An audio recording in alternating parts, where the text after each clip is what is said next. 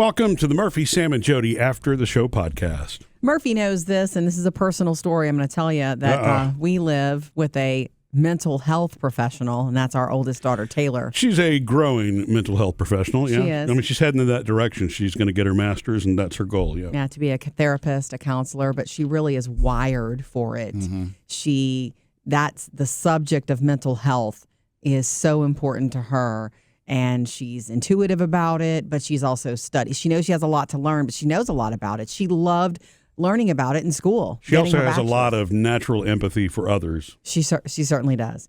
But she's a wealth of knowledge about it already. Like I've had so many conversations with her lately where she just drops something that's so beautiful and big, and then I take it away. We need to do podcasts with her. We just need to do it like once in a great while, just have Taylor on. She'd love to do it. Yeah. So I'm going to tell you what she did to me the other day. You know, I go walking a lot. Now, by myself normally is my jam for walking because it's my quiet time and exercise. It doubles as cardio. I've added the weighted vest, but it's also mental for me. I leave everything behind. Yeah. Sometimes I'm not listening to a podcast or music. I'm just listening to birds sing. So important for me. But, you know, she is living at home right now. And she's been coming to walk with me lately. And towards the end of the walk the other day, she said, we were having a quiet moment. And she said, Mom, thank you for letting me come with you. She said, I know that this is normally your time. And I thought that was beautiful. Mm-hmm. Oh, but wait, there's more. She said, Murphy came with us last night. So I got like a whole crowd. It was fun. Yeah, it was fun. But she said, I understand that. She said, do you feel like this is the time that you get grounded, where you're restoring yourself? I said, exactly. She says, you know, that probably means you're actually an introvert. And I was like, okay, here we go. Do I need to lay down on the couch? But yeah, she was saying, we just had a great conversation about it. She says, supposedly, now everybody has a little bit of introvert in them and everybody has a little bit of extrovert. It's hard to say a person is only one thing. Yeah. You know, we all have layers and different complexities. But she said, yeah, they say, she hasn't studied it at length yet, but they say the way that you get grounded again has a lot to do with whether you're an introvert. So if you're extroverted truly, you are recharged by people. You are recharged socially. Mm-hmm. But if you are actually recharged and get grounded by being alone and getting quiet, you're actually, that's a more introvert leaning. And that is definitely me. And it's so funny, she says, because everything you do every day, and she means this life, this show, is extroverted. That's probably why you need it so much. You need the balance of being alone. Yeah, balance to me is the big part of that. But I think about it because I'm definitely recharged by people. Yes. But I also like I need the recharge time. Yeah. So I guess you really can't be one or the other. Some people lean more extrovert. Some people lean more. Yeah. Like you probably have different percentages of it. Yeah. Yeah. So Sam, how do you recharge? What do you feel? You know, sitting on the patio, or a lot of times it's listening to music. Nice. Just and that's alone cranking usually? Up music. Well, yeah. I mean, I got all the Alexas through the house, and they're all connected. So it's just like, play this on the house, and then the whole house goes. And nice. Whether I'm cleaning or just chilling, the music takes my brain away. Mm-hmm.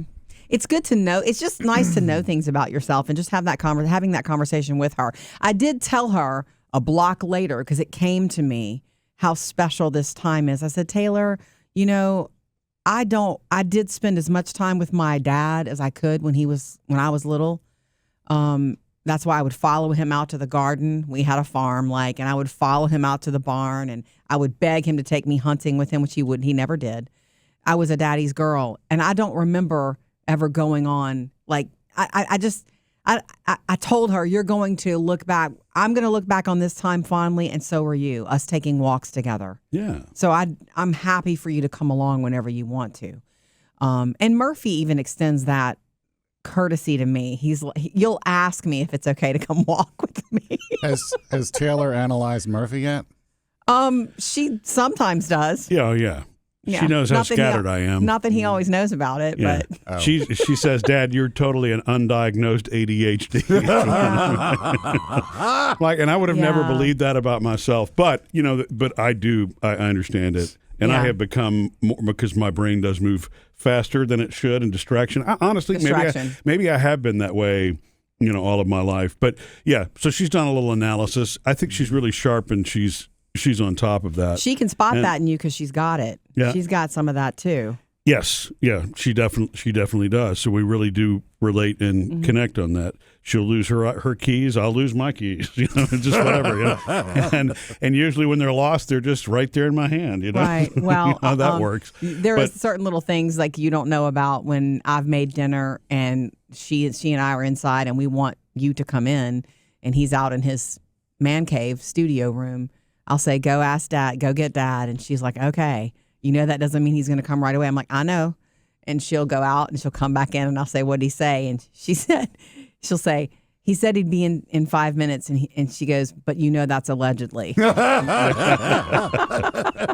oftentimes it is 10 or 15. And that's why she calls that out, because when I'm in a zone and I'm focused, that's, I guess, one of what she says are one of the classic not symptoms. What's the word I'm looking for? It's just traits. Yes, exactly.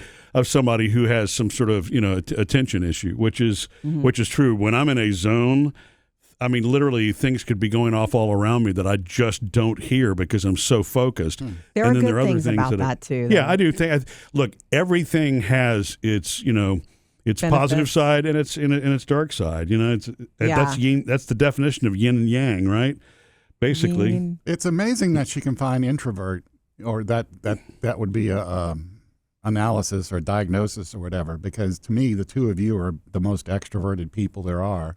But you don't know that part of me. Yeah. I will say this: at the end of the day, when I do get to have alone time, whether I'm doing yoga or watching true crime or taking my walk, I crave and need it to be alone so that I can be that extrovert. Gotcha. If I don't get that time, I'm like this.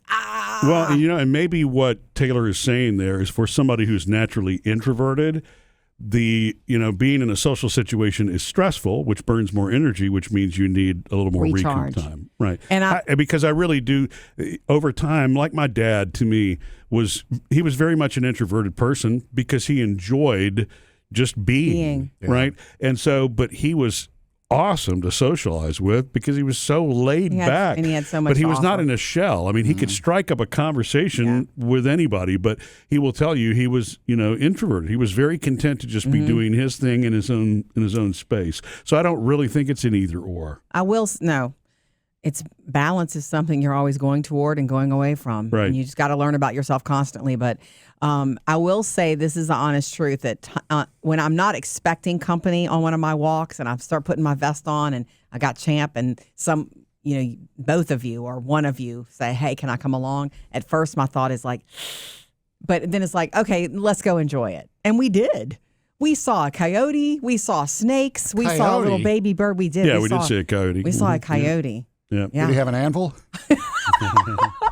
No, but I have a video of him. Oh. Anyway, he was slinking around. Yeah, at first we thought it was a dog running in front of a car. It's like, that's not a dog. It was close to sunset, but he was, Anyway, it's just an interesting thing. I'm loving it because I do know it'll be short-lived. She's probably moving out before too long and she'll be in grad school and she won't be there as often and I'll miss it. I'll miss the talks. Of course she will. And she's lovely too because she knows that every moment does not have to be filled with conversation. We've had quiet blocks on the walk and then when conversation comes naturally, it comes naturally and it's lovely. Yeah.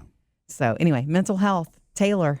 We'll have to bring her to a podcast one day soon. As long as she doesn't start charging us for it, right? We're good. Family discount. Missed any part of the show? Get it all on the Murphy, Sam, and Jodi podcast.